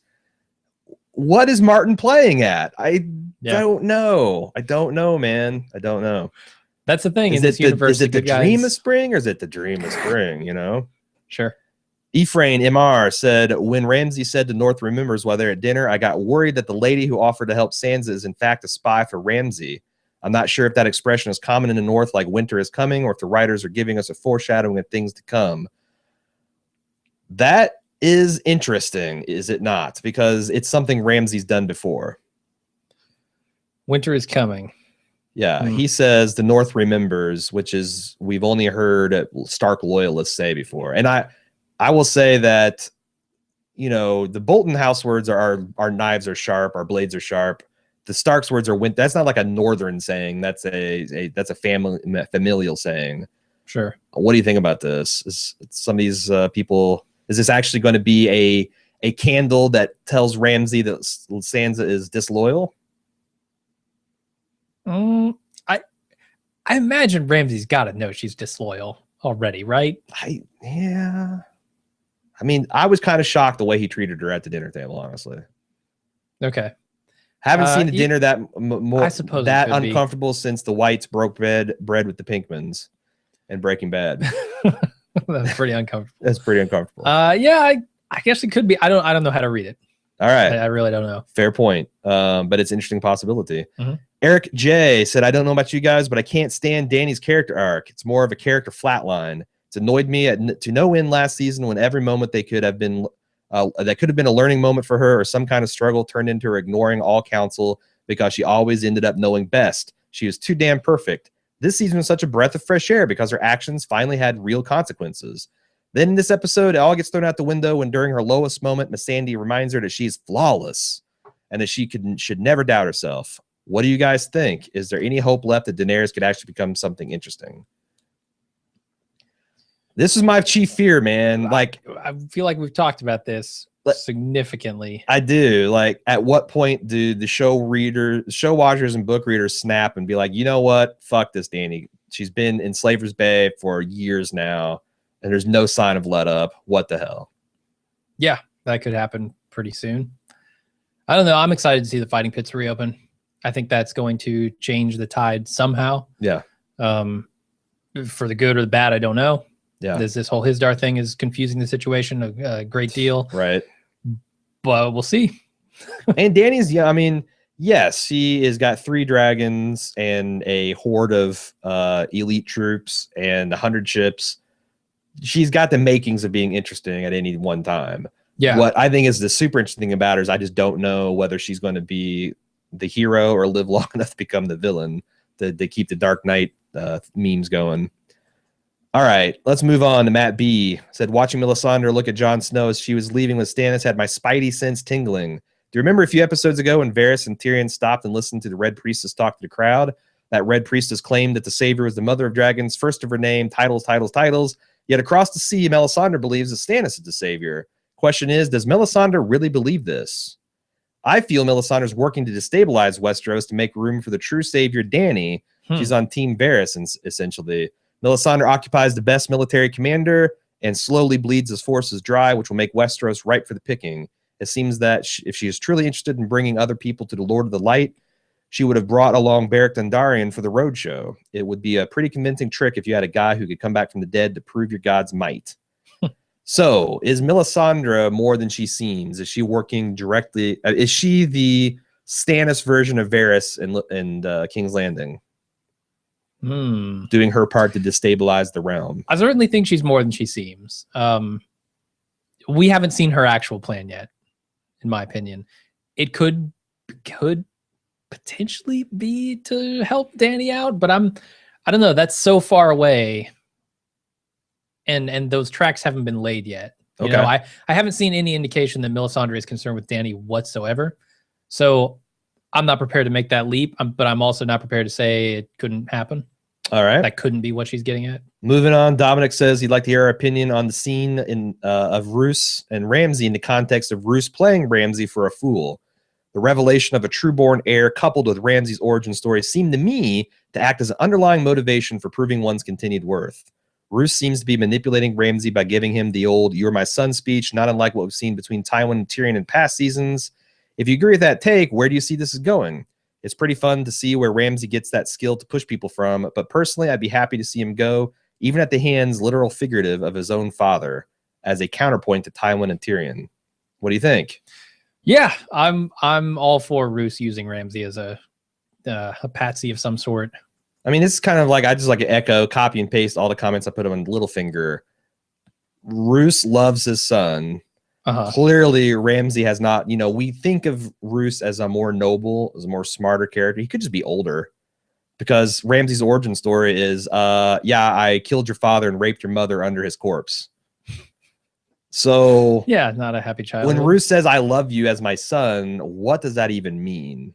I know it means something to him, but is he ever going to risk his own ruin to save his son? Like I would expect, like Ned Stark clearly risked his honor and his life to spare his children, and it didn't even work. So yeah, I don't think Ramsay or Roose does the same thing. I mean, there's also, part of that equation is the new child. If in fact that is a boy, if in fact she's even pregnant, I'm not certain of that.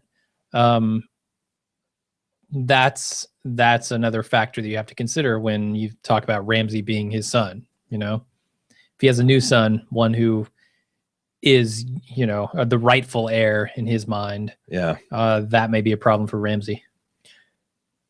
Let me move on to Matt B's comment, and I'm going to paraphrase it because we've talked a lot about this before, especially in the preseason cast. But essentially, things are moving much faster. The remixes are getting tighter. Coincidentally, and also we as fans, or maybe for the first time since season 2 at the Where Are My Dragons arc, getting a little restless with the show. Yeah. And coincidentally, we're arriving at a point in the plots where we're going from detailed books that the Double Ds can follow to bullet points. And his essential question is, are these guys master at adaptation material? And then when they have to start writing more of their own, are they the BASF of writers? Like, they don't make the story, they make the story better. When they go to a point where there's no story, there's just a couple of plot points, are they going to have a tougher time? Is this going to feel less and less like Game of Thrones and more rushed and nonsensical? I'm curious what you think as a book reader on that, but what have the Double D's done before this? Nothing. I mean, like, I'm sure that's not literally true, but this was their big break. Have they haven't been showrunners on anything else? Or? I don't know. I don't know. I'm talking out of ignorance here. Because I watched the showrunners documentary on Netflix. It's up there right now. It's really good. You should watch it if you're at all interested in how television's made. I mean, showrunners are a driving force, but you got to think it's about writers as well, right? Mm-hmm. I mean, it's not just like the Double D's sit down and go, all right, here's exactly what every character is going to say in every scene, and we're doing all the writing. Oh, it looks like they've actually done a lot of genre work. Like DB Weiss, Daniel Weiss tried to get Ender's Game off the ground like 10 years before it was made. He tried to get an adaptation for Halo going. He worked on a script for a prequel to I Am Legend, and then him and David Benioff got together, who was the writer of Troy, to tackle Game of Thrones for HBO. So, I mean, what I'm getting at is you can't just pin it on those guys, right? You got to say, okay, the whole writing team has experience with this adaptation stuff. Yeah. Are they going to be any good at writing kind of free form? No, I mean, it's an open question of whether Martin can even finish this thing in a satisfying way. Yeah. I mean, he hasn't yet. And the last 2 books are, if the next 2 books are turds, I think there's a lot of fans that are rating the last 2 books highly than they deserve, because they assume that all this build up and board setting and world building is going to end up in something epic. If it turns out that, Martin doesn't make it to the finish line, or he delivers on something that is less than his best, that is going to, I can see a lot of people like, well, we should have known Feast and Dragon was boring, stupid shit too. Yeah. Retconning their opinion. I think that's valid, because yeah, but from what you've told me, the books we're going into, the books that season 5 has marched into, are kind of the boring ones. The ones where you're like, I'm not sure everybody's going to like this stuff. Well, that's the thing. Like, yeah, I think that was my initial reaction. They are less accessible for sure, but they're also really deep, and they reward multiple reads of, like, what is Dany up to, and what is going on with Jon, and they're starting to lay the tracks to something that's epic. Yeah, but that's not the same as it actually getting there. If it turns out that it's people see that the end result is dumb, you know, or not epic, then I think you're going to look back and be like, wow, look at all this and look at all this, and it went nowhere. I mean, to the extent that this series pays off, it's going to make or break Martin. Yeah, for sure. I just look at season 4, like if you take season 4 in context, season 4 was just balls to the wall. It was awesome the whole time, but there was a lot of setup getting to those moments. You know, I mean, Joffrey had been set up for a long ass time. But that setup was awesome too. It involved the beheading of Ned, a war at King's Landing. That's true. Yeah. A red wedding. I mean, there was a lot of. It felt like they knocked down so much in season 4 that maybe season 5 has to be about rebuilding. The season, and that's one of his other points was. In retrospect, do we look back at season 4 and be like, man, I wonder if they wish they had pushed this Oberon deal like the episode 3 so that they had some more, they could space out the epic moments a little bit more and lay some like of this, push the battle at the wall to the beginning of this season. The thing is like, I don't know. I think narratively it made sense that stuff like the Wildling threat and the Oberon promise was dealt with before a new season started. It felt right, but it doesn't leave you as much. You know? Yeah.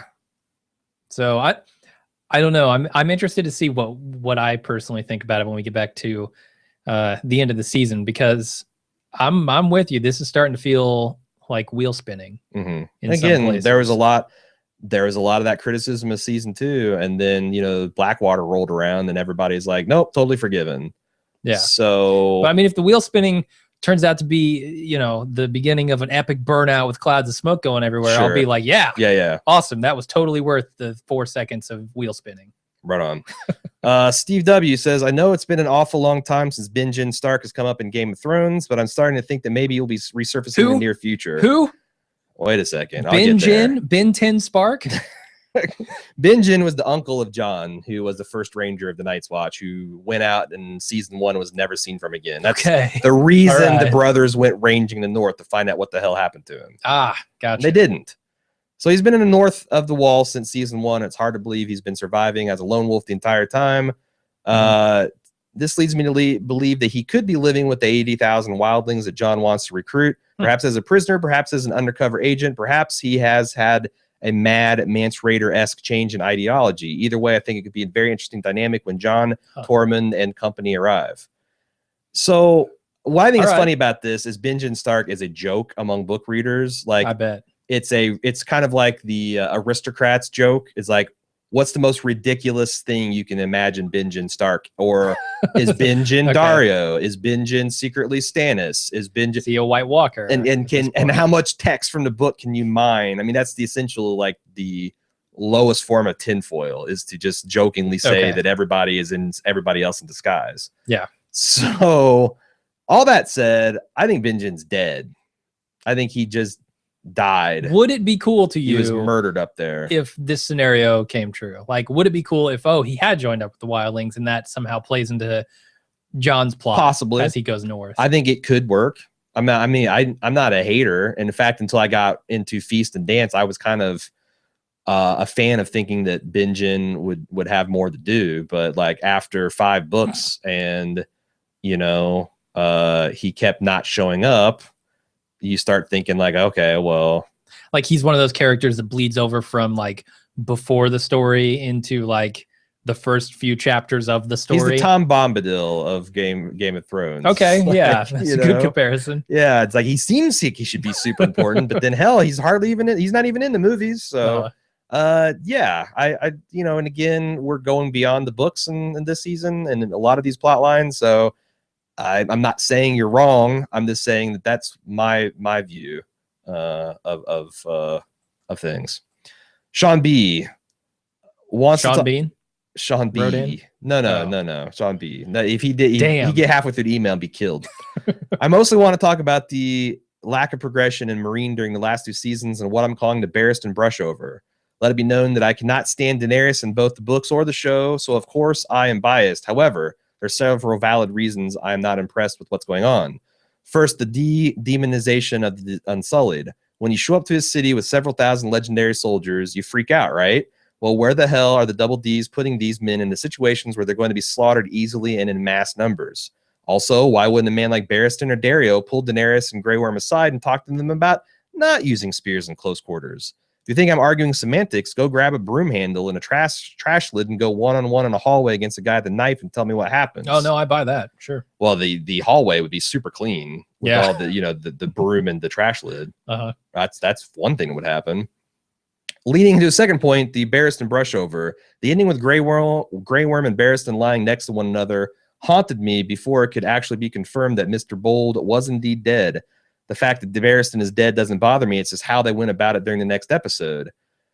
Dany has really yet to act human since the first season, and this time's no different. One of your best friends and loyal advisors, a man who crossed the sea to serve you, and you don't shed tears? You don't get red in your cheeks? No? You don't quiver your voice to show an internal struggle to hide your pain from those around you? No, you just say how good of a man he was with the same blank, doe-eyed stare to the distance, and then bam, dragons. No, come on. You get pissed and you round up the leaders and kill them all. That's what you do. That's what Dany does. Yeah. It's not like she just went about her business. I don't think it would work if she just started wailing. I'm sorry, but I just don't agree with the characterization of Dany. I think she is feeling it. It's just manifesting in a way that you don't like, I guess. Well, also, I think that the more affection you feel towards Barristan and the more you feel like he got ripped off of a more epic story, the more you're going to be like, fuck Dany. And the less you like Dany in the first place. Yeah. Okay. Yeah. I get why you're saying that. I don't believe that that's the case. All right. What do you think about this? His next point. Why isn't Daenerys scavenging the world for information on dragons? There have to be maesters in Essos, and you cannot tell me Daenerys hasn't freed at least a couple. You'd think that at any moment where you can't control your dragons, you'd find the best maester money and reputation can buy and have them start scouring every library and ancient text known to man so you can learn how your ancestors rode dragons. Hell, send Dario to do it. Send Sam to do it. Something other than just sit around watching your turn. Well, it is a tough thing being a lone Targaryen in the world. Gemstone. Okay. The plight of Daenerys she doesn't know about Aerys and Sam and all that over there. No, but she's not making an effort to figure out her dragons, right? And Essos, she's locked them away. Essos is the land of the Valerians, where the Targaryens hailed from. It's the home of the dragons. You would think you could find some info. There would be tons of lore, and I get it. You can't. Valyria was destroyed, but she can't send scouts out. Like she can't send expeditionary forces to. Yeah, no, I'm with the emailer on this point. Yeah, I thought that would be an interesting plot point and give her something to do rather than fucking propose married and open slave business. She should test this fucking fire business while she's at it. Put her hand on a candle or something. You want her to be fireproof. I do. I do. We'll see. Why would you reveal the fact that dragons are chained to the enemy that is actively trying to overthrow you? That was a kind of interesting point too. Because you're going to marry him later on.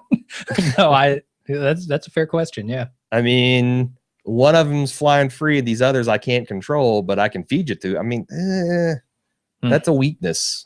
I don't know if I agree with that too. Anyway, yeah, like I said, I'll score you like 3 for 4 on your points there, Sean. But I understand where your heart's at with Dany. Let's move on to Dan from Manchester. He says, unfortunately, I struggled to come up with a name for my Bald and Chain second season, but I'm hoping for inspiration on the next episode.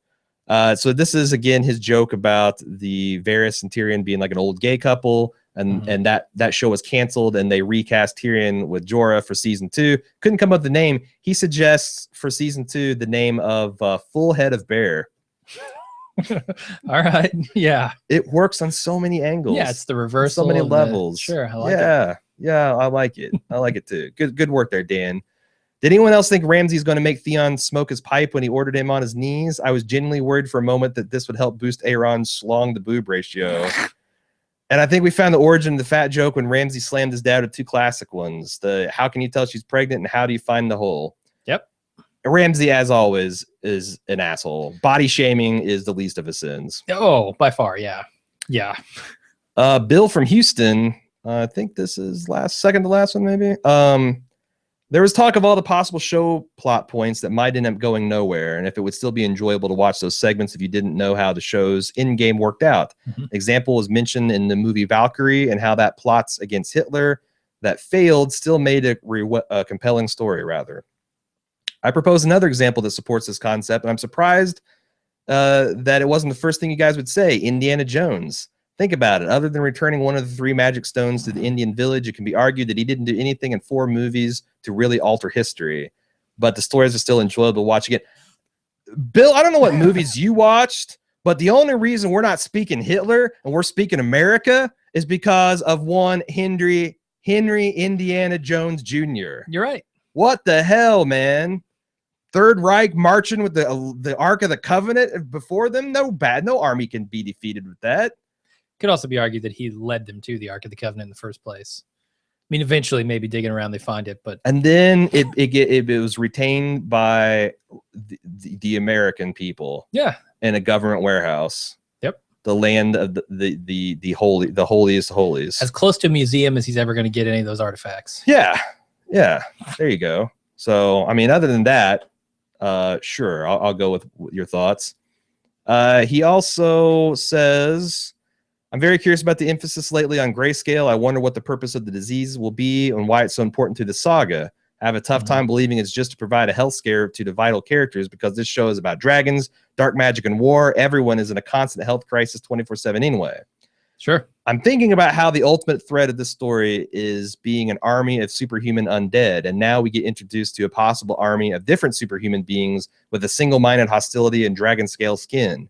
Could be setting up a final battle with these 2 entities. Maybe the realm has set the grayscale loose on the White Walkers, like the governor pulling the prison into the prison with a truck full of walkers. Desperate times type decisions, right? They can't have enough dragon glass to arm a bunch of soldiers to take out thousands of White Walkers. Maybe they have to turn to the better of bad options. So, okay. First of all, I think it's just as likely that you'd have a army of super armored, grayscale, impenetrable skin White Walkers. That's bad news, yeah. That would be bad news. You could test it, though. You could catch a White Walker, net one, and then... Net one, sure. Do some experimentation. Uh-huh. I think that would be very cool type of way, but also, I don't know. I have my thoughts on what they're doing to grayscale, which I will not share. I'll share Friday. But I feel like whatever they're doing with grayscale, Shireen might actually be a decent portion of that. What if Melisandre goes? Because she's the exception, right? What if she goes to burn Shireen and Shireen is flameproof? Then I'll tell her to take off her mask and show us that she's actually Daenerys. Then you could breed an army of grayscale infused dragon resistant warriors. Oh my god. Yes, let's just combine all of the magic in Westeros into one super force. And the only thing you need to take over Westeros would be the Ark of the Covenant. And we know it's in a warehouse in Washington, D.C. So there you go. Denise T. I feel, this is the one about Grey Worm and Missandei. I feel the need to defend the Grey Worm and Missandei relationship just a bit, particularly since in a recent podcast, one host said he didn't care about her favorite Unsullied, while the other host said, fuck Grey Worm. I'm not going to name names. You know who you are. Shame, Jim Jones. On us both. While I was saddened to see the end of the Great Barristan the Bold, what affected me the most about the battle scene with the Harpies was the gallant way Barristan and Grey Worm fought with and for each other. It was touching to see how this rainbow of a group in Meereen do really care for each other. And for Grey Worm in particular, this group is the only family he's ever known. I can easily imagine that Barristan was a father figure to him. It's a shame we didn't see more of that, honestly. Sure. That being said, it's completely natural for him to have feelings for Missandei. Again, knowing what we know about how the Unsullied are treated from boyhood, Grey Worm would, of course, be drawn to someone beautiful who treats him with genuine kindness. Is it a romantic relationship? Maternal? Sisterly? We don't know because Grey Worm doesn't even know. This man has zero experience with any matters of the heart. Never known his parents. He doesn't remember his life before becoming Unsullied. I feel like it will be Missandei who defines this relationship. She could easily friend zone him, or she could not. She could just plan a little kiss on him. I look forward to seeing where this little side story goes. Of course, in Gurm fashion, as soon as there's any happiness, someone must die. So there's that. I thought this was a good counterpoint to my railing against I don't get it. Because, you know, it could be that they're doing something along the lines of Danny's got almost like this clone trooper army that you don't really feel like, you know, the reason George Lucas uses stormtroopers and clone troopers and robots is because it's a kid's movie. You don't really feel one thing or another when they're, because these people are automatons essentially. Mm-hmm. Maybe by humanizing Grey Worm, we can see that these guys aren't just mindless killers. Like, you know, we can see a hint of a life that they could have after this war is done, if they're victorious or not, that they're not just going to be these empty husks, that there's hope for them. Okay. I like that. And maybe there is some kind of commentary on like soldiers after war and, you know, post-traumatic stress. There's like, because I think there's a lot of commentary on modern events in Game of Thrones, events in the Middle East, events in the various wars that this country has participated on, that it's Game of Thrones is shaped by modern American foreign policy in the same way that the Lord of the Rings was shaped by World War I and Tolkien's experience with that. Yeah. So I think you can draw some parallels between that and that would be, I don't know. Like I said, I don't know that I'm still on your side there, Denise, but that was a really good defense for the storyline. Okay. Final one, Ben G. Is it too late to bring back Eurotrash Dario? You guys hit the nail on the head when you liken current Dario to Freddie Prinze Jr. He'd be a fine to cast as Robb Stark, but I just can't take him seriously in this role. I hope he doesn't play a large role as the show continues. You liking Dario better, or are you still kind of disappointed? I'm liking Dario a little bit better. And if he gets involved in some way in this battle, and you know, the battle for Marine, yeah, as it is, I will start to like him even more. From, you know, it was a pretty abrupt change from Eurotrash Dario to Dario Narquilis, or Nyquilus as you called him. Sure. I just, what we're talking about Dario? What? Yeah, I just can't. Like, I'm not totally there with Dario yet, but he's gone a long way in this last season. Yeah, he's better. Being an advisor and being smoother, Sure. and being like, when he comes to Marine and he takes out their champion, that was kind of cool. There have been little things along the way that have shown me the potential of him, but I feel like he hasn't lived up to it quite yet. I like Eurotrash. I still stand by what I said in last season, that he had a dangerous quality to him, that the new Dario, he's talking the talk about, like, you know, rounding up people and crushing heads and stuff, but like the other Dario had that crazy kind of quality to him, a little unhinged, that this guy is just too conventionally handsome and posh almost. Yeah, and he's got no dirt under these fingernails. No, he doesn't have a crooked tooth or a lazy eye. The old he lived an interesting life. Nasty, dirty braid. There you go. Yeah. All right. Anything else? That's it. That's the last email. You can send us more at GameOfThrones@baldmove.com. You can also get on our forums. And by the way, I don't know if I've actually announced this, but I took Jim off the mailing list. You don't have to, like, you know, be careful. I was so afraid of spoilers. Yeah. So it's like you can send everything to Game of Thrones. There's not a special spoiler thread. We will be doing a spoiler show like we do every Friday, where we'll consider the book readers' points of view and the adventuresome show watchers, entertain their questions and talk about a tinfoil theory of the week. That's coming out Friday around noon.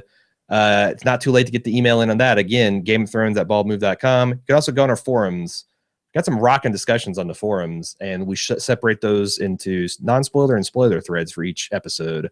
So it's a lot better than like the Facebook. I discourage everyone from, if you're not a book reader, because I'm watching the show and doing the instant cast, I cannot police these threads. So that's one of the reasons we went to the forums, so you can be protected. I can't guarantee you won't be spoiled, but you can follow our releases like a champ on Facebook.com/baldmove and Twitter @baldmove, because they're the fastest way. They're like the bat signal of the Bald Move empire. Yep. That all goes up there as soon as they're posted. Yep. Boom. Good stuff. All right. Thanks everybody for listening. We're going to be back right after the episode next week. Indeed. With the instant cast. So join us then. And until then, I'm Jim. I'm Aaron. See ya.